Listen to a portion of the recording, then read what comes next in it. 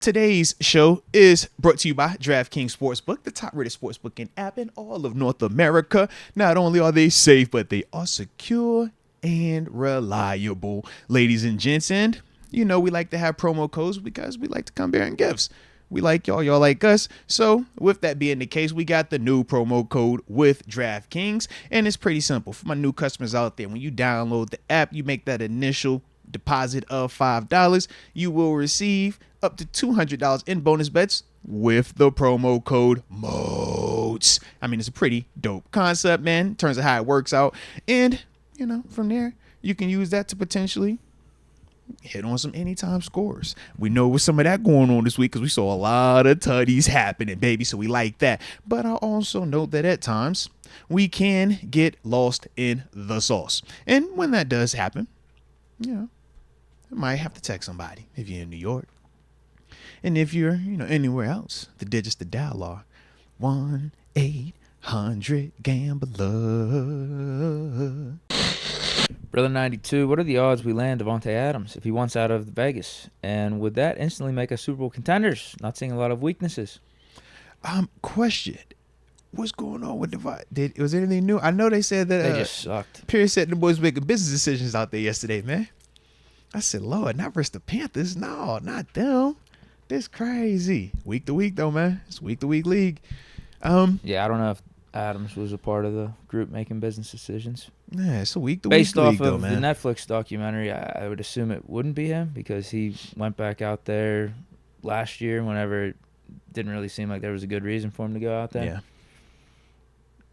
Like he came off as a consummate professional from that documentary, at least. Now, respect. I haven't caught those like weird vibes from him, so I kind of agree. Like, I don't think he would be on that. But obviously, Davante Adams is a heck of a player. He makes every offense better. But at the same time, it is weird watching how our offense has played these first three games, listening to Santonio Holmes, hearing Coach Tomlin talk before the game. I'm kind of like, yo, does that throw off what we're doing if that's here? Yes, he's more talented, but I feel like now the mindset changes from physical run first, throw second. I think it becomes you got to feed the monster. Like, not like in a negative way, but it's like, yo, that's Davante. Like, you don't have Davante and you only throw it to him 2 times in the game. It's like, that's Davante Adams. And I just think that if he is here, it's like, I love it, but I think it will change a little bit of what we're trying to do offensively throughout these first 3 games. Now, it could change for a positive, but I do know the way Coach Tom was talking, he's like, I don't see it as we need another guy here. I think we have exactly what we need here, and for what we're asking these guys to do, they're doing exactly that.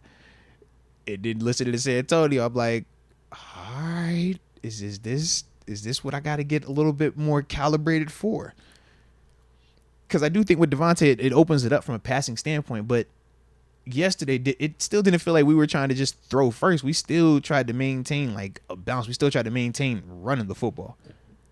Well, and we weren't hurting passing either. It didn't feel like yesterday with how Calvin Austin stepped up, how Even Scotty with Miller Muth, stepped too. up. Yeah, Muth played good. Yeah. With how those guys played, it didn't feel like we were lacking in weapons. Now, in the Denver game, yes, it did. felt, And that's why I had the take that I did. Yeah.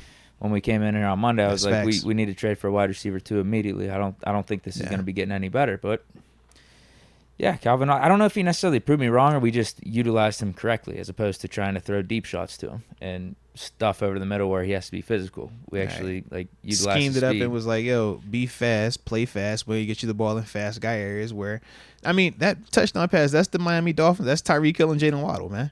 That's I'm going to get you in, while you're going with your speed, catch it, and now get a chance to turn up, and let's see if this safety can tackle you or if he's trying to run today. And not a lot of people could run with Calvin Austin, man. Scotty Miller got me thinking that we don't even need to Scotty's rush tough, bro. to get Roman Wilson back. The team felt the same. Remember, Roman was a healthy scratch yesterday, man. They dressed Dean Lowry. That was the guy who got the extra helmet at the end of it. So it was like they felt confident that a Scotty Miller could present some positive production, and he did. I want to see, though, when Roman gets out there. Hopefully it's this week. But we also know it's a lot behind the scenes that goes with that, whether it's a health standpoint, whether it's your overall understanding of the playbook, whether it's your comfort level in the offense, man. Who do we take out of a helmet to put you in a helmet? Who do we put on the field to take off the field, right? Is Calvin getting less? Scotty getting less? Is it Van? Well, Van went out with the eye injury yesterday, so we'll obviously see what's going on with him. But that becomes the next thing, along with how we still used a ton of 12 and 13 personnel. You saw a lot of Connor Hayward, Pat Freiermuth, and Darnell Washington. A lot of times when Pickens ain't even out on the field. Yes, I yes, consistently dude. ask myself, what the hell are we doing? Yeah, like you see how we trying to play, man. We are not in this pretty ball. We are like, yo, we play big boy personnel groupings. Stop us, and we'll pass out of the big boy groupings. Like, we are not afraid to throw out of 12 and 13 personnel with no GP out there. I'm like, bro, we are wild. Yeah, but I think Arthur you just Smith, let man, it he's in his ride bag right now, man. Yeah, maybe you have a harder decision to make or a more pressing decision to make once the trade deadline actually hits. Yeah. I say you just let it ride at this point. Maybe we keep winning games. And this was the game where it really came together on offense, and you know, it ended 20-10, but we talked about it should have been 27-10. Like that's just a good offense. I mean, I don't care what receivers are out there. Yeah.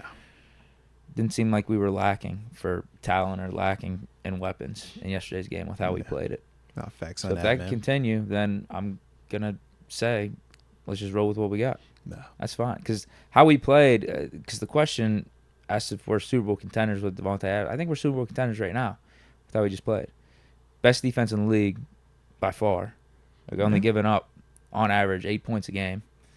6 points total in the second half of these three games, which is crazy. And then you got the offense playing efficiently.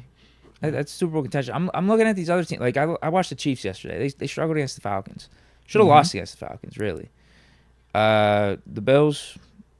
They overrated. They ain't nobody over there. Don't worry about them, man. Sure, Bills are good, but like I look good. They're just. I look Buffalo. with how I look at how we're playing. I look at a team like the Chiefs, a team like the Bills, Bengals, Ravens. Look at the Ravens. Look at Ravens, Bengals. Was a and good I say to teams, myself, man. there's no reason why we can't beat any of these teams.